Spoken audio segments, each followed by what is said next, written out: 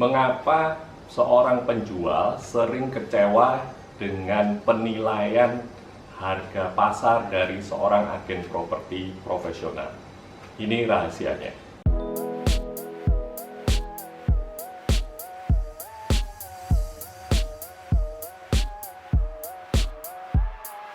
Seorang penjual properti seringkali memiliki kebutuhan khusus. Dia menjual properti karena ingin membayar hutang misalnya, atau ingin membagi warisan. Prinsipnya dia punya kebutuhan yang mendesak untuk mendapatkan sejumlah dana tertentu. Jadi harga properti bukan kebutuhan dana penjual. Itu yang sering mengecewakan penjual. Yang kedua, seorang penjual properti sering punya keinginan tertentu di dalam menjual propertinya. Misalnya, dia membeli properti 2 tahun, 3 tahun yang lalu, dan dia ingin mendapatkan keuntungan dari penjualan properti saat ini. Tetapi harga pasar belum tentu bisa lebih tinggi dari harga belinya dia. Sehingga dia kecewa dengan penilaian harga pasar dari seorang agen properti profesional. Yang ketiga, seringkali penjual bertanya kepada tetangga atau orang-orang yang dia kenal tentang harga properti di daerahnya.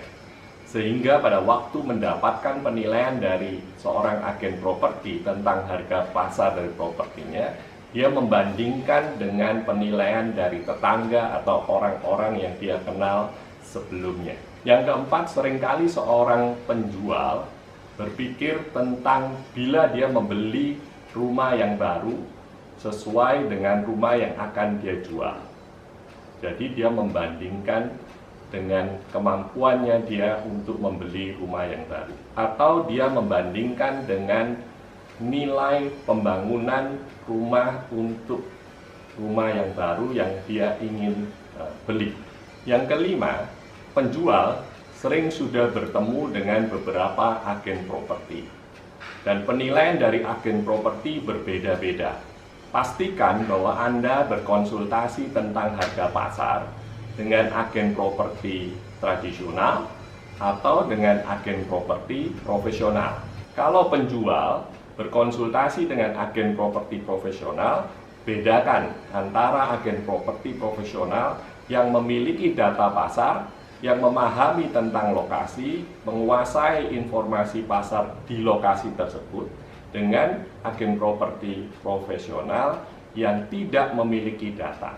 Yang keenam, seorang penjual perlu memahami bahwa nilai sebuah properti atau rumah ditentukan oleh buyer sesuai yang cocok dengan kebutuhan buyer, dan buyer hanya akan membayar sesuai dengan nilai pasar.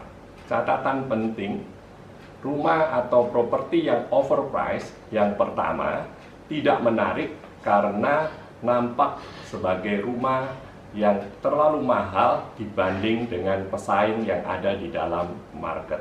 Yang kedua, mengurangi minat dari agen properti untuk menawarkan kepada pembelinya masing-masing. Begitu juga pembeli selalu membanding-bandingkan, sehingga untuk properti atau rumah yang overpriced, pembeli tidak berminat untuk melakukan kunjungan. Yang ketiga, pembeli yang serius akan berusaha mendapatkan KPR dari bank. Rumah atau properti yang overpriced akan mendapatkan plafon kredit yang rendah, sehingga pembeli tidak berminat untuk membeli karena kemampuannya dia menyediakan uang muka juga terbatas.